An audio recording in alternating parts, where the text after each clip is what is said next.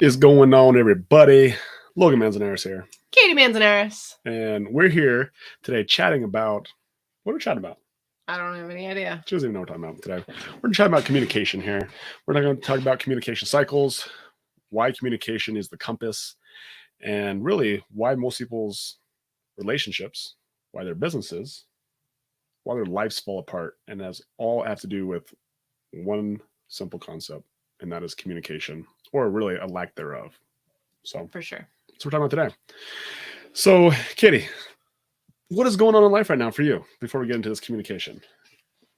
Oh, in what realm? In life, like what's going on in your life right now? Like, not the fluffy, like, my life is so good bullshit. Like, what's the real stuff going on in your life right now? Yeah, we got a lot going on. We hired a family assistant, and she's got some health issues going on. So yesterday she did not come in. Today, she can't hang the job. So we're back to square one. I'm being two people every single day for the last 2 days, and it's kind of overwhelming. Why is it overwhelming? Is it because it's actually overwhelming, or just because you're telling yourself? Just because I'm telling myself it's overwhelming. As soon as I had 10 minutes to basically formulate what I was going to do every single day and make a game plan, that overwhelm kind of diminished. Yeah, I think it's a good point that, and this is something we talked about earlier when we were communicating in our honey huddle, right? It's our daily communication cycle. Is sometimes we do things, and like, for instance, we put someone in a position and we become dependent on that person, and when they go away, we feel like our life falls apart, and all of a sudden we have dependence on something, rather than understanding that everything is a preference. Like, it's a preference that we have a family assistant. It's a preference that we have the luxuries, the finer things in life, but they are not necessities. The moment you believe that they are necessities is the moment that you get weak. And that was the message I delivered to you today. It's just like, you're not overwhelmed, right? You were just, you had the thought that somebody, like, you gave them more credit than you should have, and just understanding that everyone's a human being. Absolutely. And yesterday it was fine because it was for one day. Like, I knew that I could handle the day. I crushed the day. I annihilated the day. And then to have it happen again today, I was like, and then you told me basically, yeah, it's the story that you're telling yourself. And as much as it like frustrated me in the moment, it actually was exactly what I needed to hear, because it allowed me to make a game plan for the day and the future. And honestly, like, it is a luxury. It is not something that is absolutely necessary, and it's really nice to have. But at the same time, if we don't have it, it's okay. Yeah. So much of a luxury that we're literally being able to do a podcast in the middle of the day, right? Yes. Like, life is not really that difficult. I think it's always important to understand that. And like, regardless of our situation, like, your situation, I assure you, is not any different in the standpoint. The things that you think you need, the things that you think you want in life, like, they're just literally your perception. And the moment that you start to realize that you don't need anything, and that you're grateful for those finer things, the luxuries, but ultimately that you're responsible for not only what you get done, but your happiness along the way, your joy. It doesn't matter if somebody doesn't show up. It's expected, right? Like, I expect people not to show up. I expect people not to do anything. And if they do show up, cool. It's just extra. Yeah. Today I've had a blast. After you telling me like it was, I had a moment of like pity party. I really wanted to just be like, I just am frustrated. I just don't want to do it.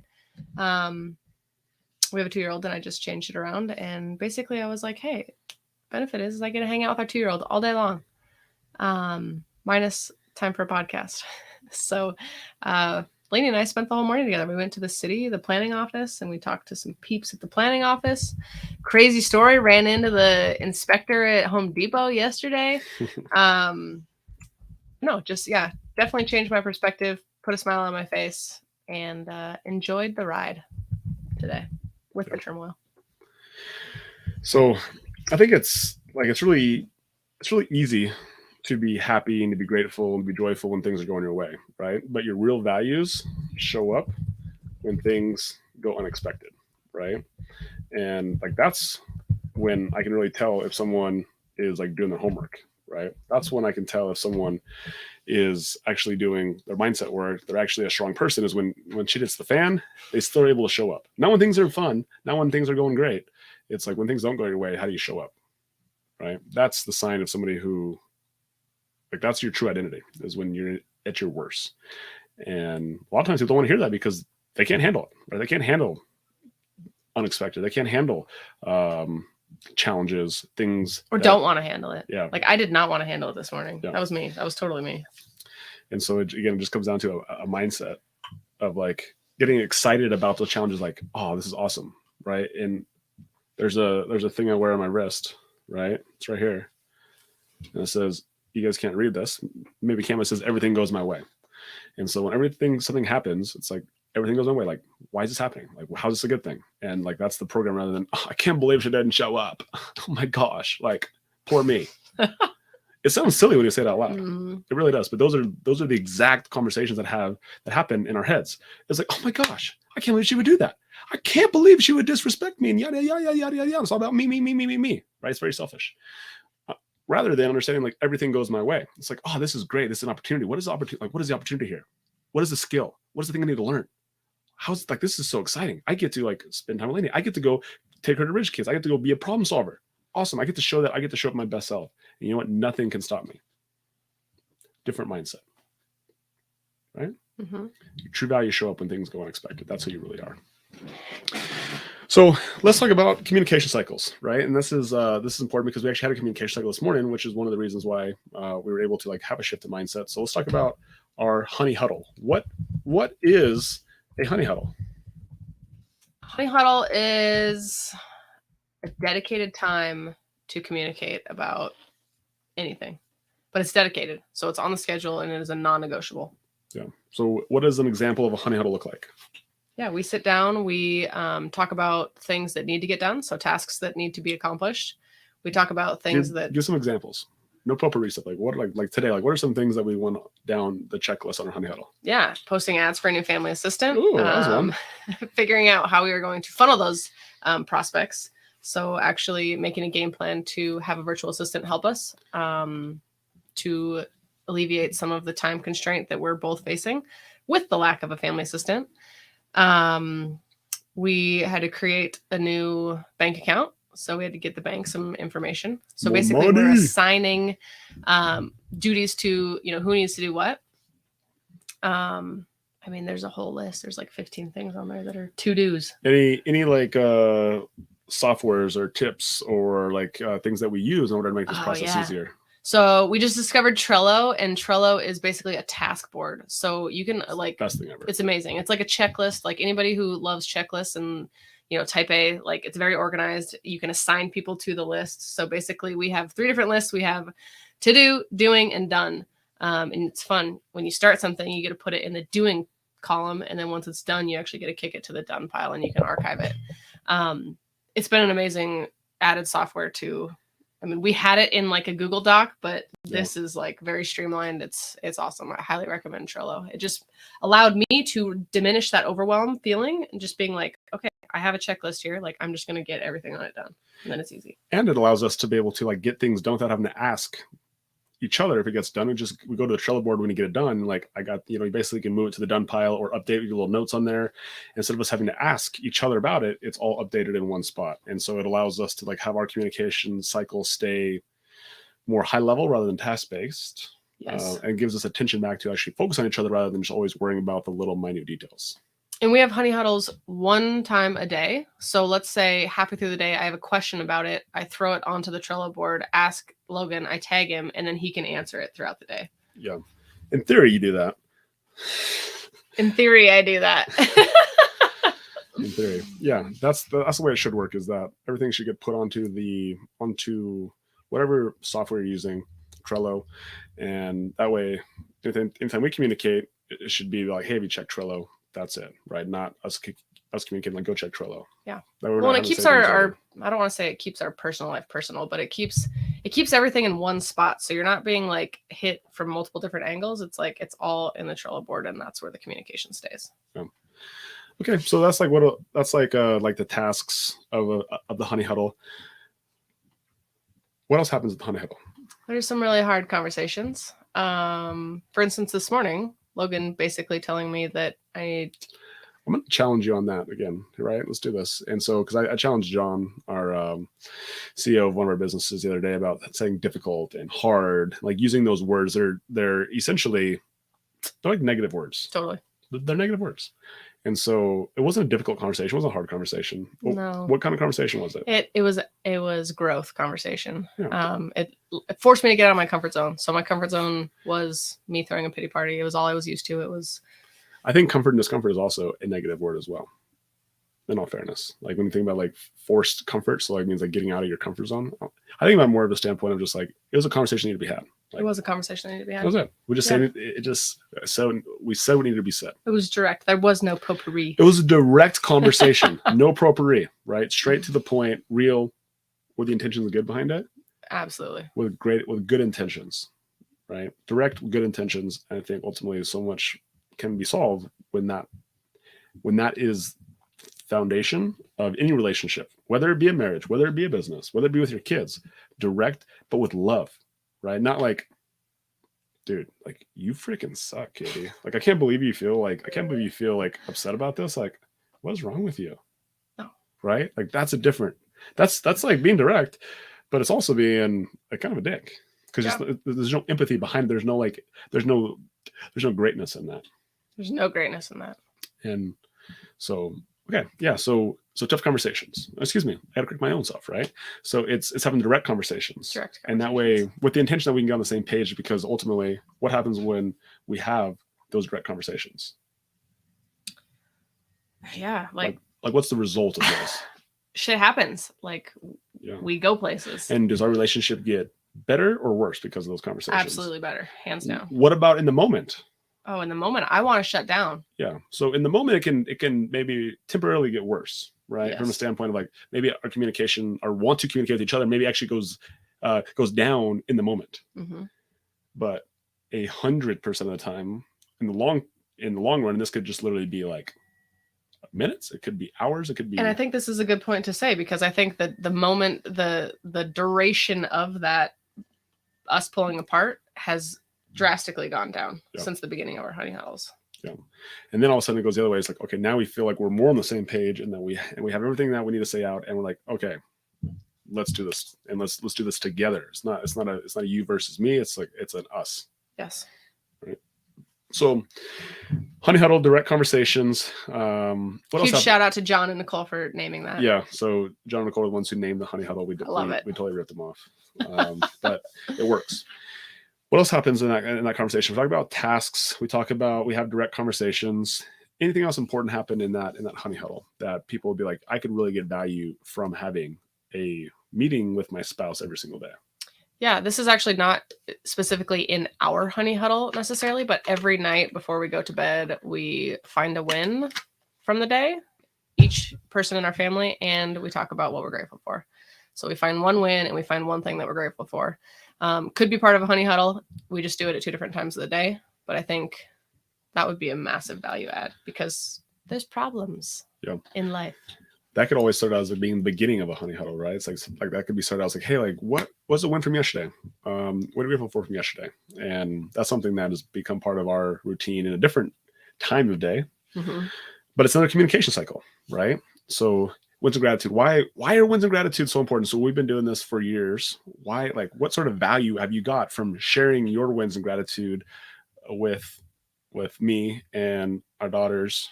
And what sort of value have you got from hearing wins and gratitude from me and our daughters? Yeah, I think our society just has this I don't know. We all just want to complain. Like it's just normal to be like grumpy and complain and bitch about other people and like naysay and. And you never do that, do you? Not anymore. No. I used to a lot. And I realized that like oftentimes it's the truth and it's uncomfortable because it is the truth. But oftentimes those things that you're nagging about are like actually what you're unhappy about in yourself. And changing your perspective to just something as simple as finding greatness in something that happened every day is like so powerful. It's moving. Like you could have had the shittiest day on the planet, but I can guarantee you that you could have found something that put a smile on your face. Yeah. And what what I hear you saying right there is the real value in wins and gratitude is it teaches you a skill. It teaches you a skill that what you focus on It's what you get. is what you get, and your perception is your reality. And so, whatever happened in your day, you can choose to focus on the one thing that you were unexpected, that you perceive as being negative, or you could focus on the 20 other things that were positive in your day. That's like, huge. which ones are you going to vocalize? Which ones are you going to focus on? Which ones are you going to share with the world? Which ones are you going to like tell the world about? What do most people tell about? The negatives. Oh my gosh. Did you know what happened today at work? Let me tell you about Sally. You know what she said? Oh my gosh. Okay. And the reason why we do that, is it fun for you to share those things? I love sharing my wins. Yeah, right. It's really fun. It's actually really fun to share wins and basically brag to the family. Like, what happened today? I had a kick-ass day. Let me tell you all about it. Right. It's like, it's your spotlight. It's your time to shine. Like, tell everybody what you did that day. And so you get that. And then as far as being able to receive that, and you get the, like sometimes we don't say much, or something like good job, Katie, or Kobe, or Logan, like, like proud of you. So you get a little bit of extra significance after you give your wins, right? Mm-hmm. What about hearing wins of gratitude? So all of a sudden you hear wins. You hear wins from me. You hear wins from Kobe. You even hear wins from Lainey. Like, what sort of value do you get from that? Yeah, like I want my whole family to win. So I feel loved actually when my whole family shares wins, and shares that they're grateful and they had a good day. It just makes my day even better. Yeah, I think it's also just a way for us all to communicate. Like, when we hear each other's wins, also we can pick up on what someone really values, and like, oh, like they value that. And so when you're looking to actually be a giver, you look to serve somebody, like they literally just tee it up for you and they tell you exactly what they value. And so you can turn around and you can help them, and you can provide something for them if you're trying to give value to that person. Mm-hmm. Sometimes people are like, I want to help somebody, but I don't know what they want. Well, just listen to their words. Listen to see what it gets them excited. It becomes really easy to find ways to give and to serve somebody. Totally. Right. So yeah, so wins of gratitude, again, the biggest skill being that it forces you, one of the key words, to focus on the positives from the day. And we do this with ourselves. Who else do we do it with? Our teams. All of our employees. And so what happens when someone is like new to the team and we ask them this question? What ends up happening? They can't find anything. They can't think of anything to be grateful for or a win. And it's ironic. It's not ironic. It's funny, but it's also the reality of the situation is that us in our culture, we're so focused on our problems, and we get such in a routine of it. That's all we look for. And so when someone asks us, like, what's a positive thing in life? What's a win? What are you grateful for? We're just like, oh my gosh, I don't even know. I have to get rid of these 20 other negative things that I want to bitch about before I can start to think about what are things I'm actually happy about. And it is one of the most superb skills you can have. It's just truly looking for greatness in yourself. And that is winning. That's gratitude, like being super grateful, like being so grateful that the nanny didn't show up today. Like, I am just so grateful that I'm grateful she didn't show up today. Because you know what? It allowed me the opportunity to show it myself, like how much of a badass I am. It allowed me the opportunity to go through a challenge and show that, you know what, I'm not dependent on anyone or anything. It's just about me. Right? Like, that's how strong I am. I got all my stuff done. Like, that's huge. Like, thank you so much for that opportunity, for you to show for me to show the world who I really am. Totally. It's just a mindset shift, right? This one's a gratitude. Yeah. Okay. So we do wins of gratitude. We're talking about Honey Huddle. What other like daily communication cycles do you think are important, again, for spouses particularly? I think the most important is not bottling things up. I don't think there's actually a cycle for it. The honey huddles and the weekly marriage meetings have allowed us to just say what needs to be said on the spot. So before, oftentimes, like personally, I would hold stuff in. I would not tell him that he needed to trim his fingernails. Instead, I would like let it eat at me, and then he would irritate me in something else, and then I would blow up about that when that really wasn't the problem at all. Like it all had started by him not trimming his fingernails. So I think now that we are comfortable enough and we have enough communication cycles that are on the schedule, that are non-negotiable, that we do every single day, it's allowed us to just, when there is a moment, it's like, we're getting in the skill. We have the skill of having direct conversations, even outside of our systematized, our structured communication cycles. yes, Right. Because having honey huddles, having like these daily ones grateful, and we eat dinner together. We have structured cycles, but there's still things outside of there that need to get handled. And when we're able to get in the habit and the skill of being able to address those things, we don't like the shorter the duration is where we are not on the same page, yeah, the less things blow up, the less intense really any sort of like little like ifs, not ifs, spiffs, what do you call them, like arguments? I don't want to call them arguments, just like tiffs was what we're looking for. Tiffs, the less tiffs that the less intense tiffs that we have, right? And it keeps everything at bay, keeps it consistent. And so that's really the value of having structured communication cycles, is literally just in that. Totally. Right. It opens up communication. It all opens the time. up communication. Okay. So we're talking a little about communication. I'm about we're talking about daily communication cycles. Let's spread this out a little bit more. What about having like weekly communication cycles? What sort of weekly communication cycles do we have? Yeah, every single week we have a marriage meeting. We treat our marriage like a business. So we're always looking to improve in our roles. I think the first and most important part of the marriage meeting is actually defining roles. So figuring out like who is responsible for what. By simply just figuring out who is responsible for what, it already eliminates a lot of like, well, I thought you were going to take the trash out type of conversations. So basically just finding your role, finding your lane, and staying in it. And then every single week being like, how did I do staying in my lane?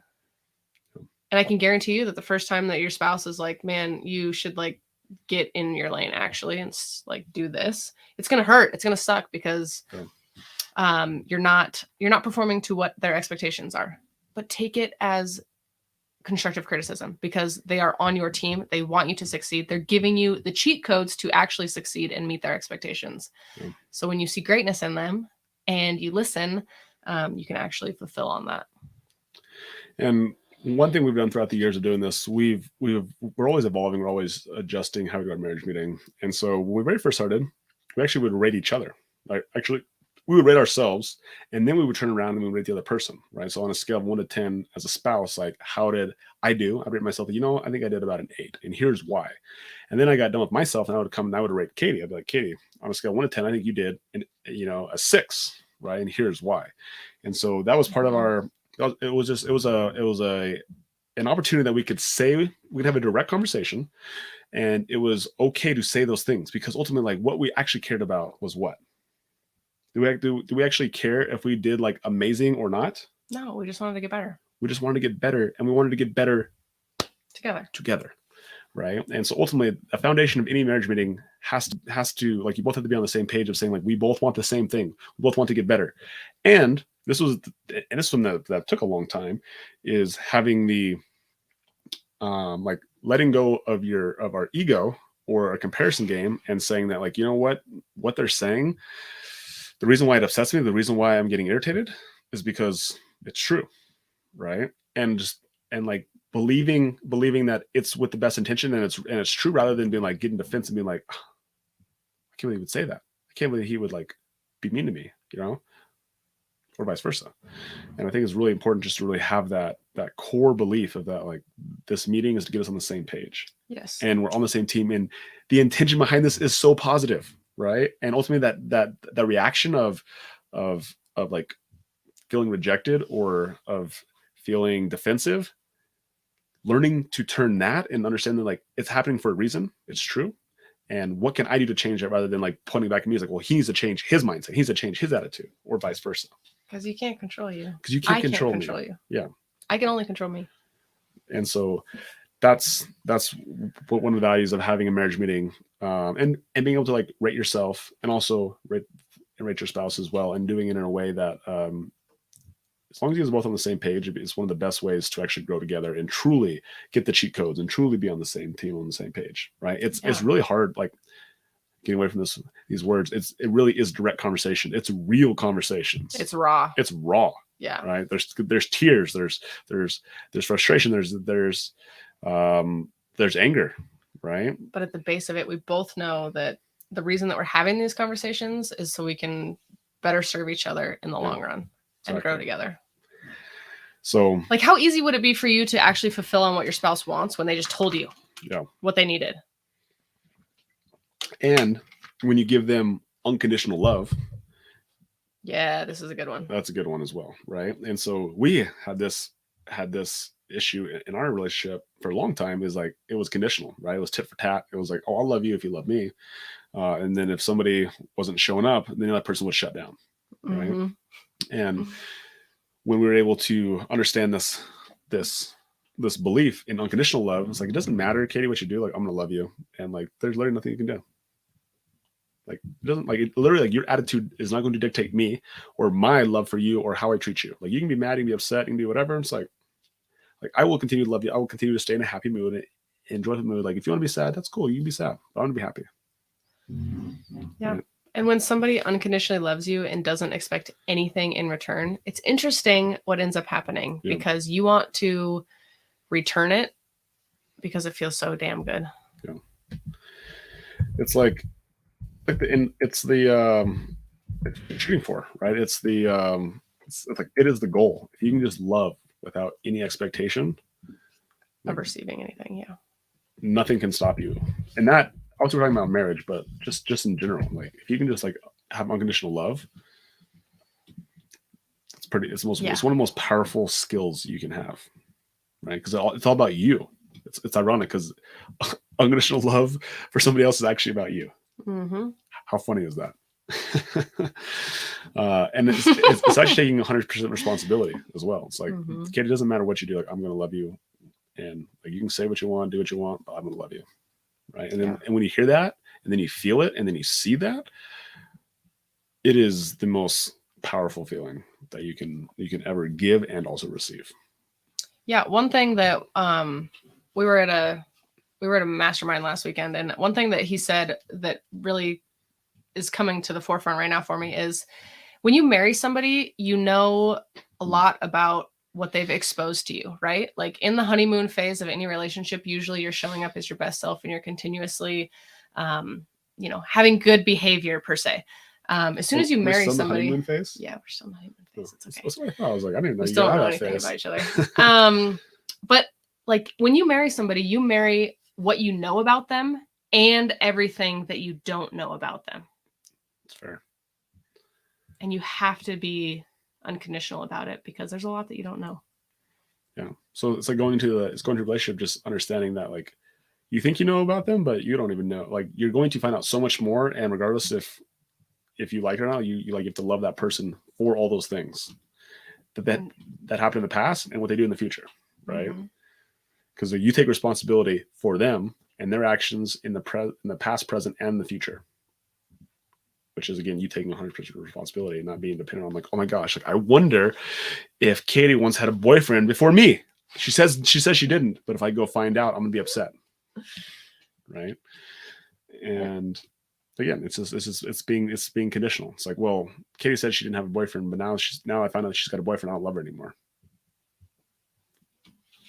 That's like an example, but you can literally, like, take that and you can turn that into like 1,000 other different scenarios where that is true about so many people in their relationships. Right? So, Katie, this has been wonderful. It's been great. I'm glad I showed up and knew nothing about what we were going to talk about. Yeah, it was really fun. Communication is the compass. It's one of our core values. Like, say what needs to be said, regardless of regardless of the other person's reaction. Like, it doesn't matter, right? Like, the truth is best left untampered with, right? And someone else's reaction to the truth is not your responsibility. So have that direct conversation and do it with love, and make sure that you truly see greatness in them as you give them the feedback, because you want to get better. You want to be on the same team. Mm-hmm. right? And as long as communication stays strong and stays consistent and persistent, so will your marriage, so will your relationships. So, okay, I appreciate you. Appreciate you. Grateful for you. Grateful for you. All right, guys. My name is Logan Manzanares. Katie Manzanares. We're out. Bye. Bye.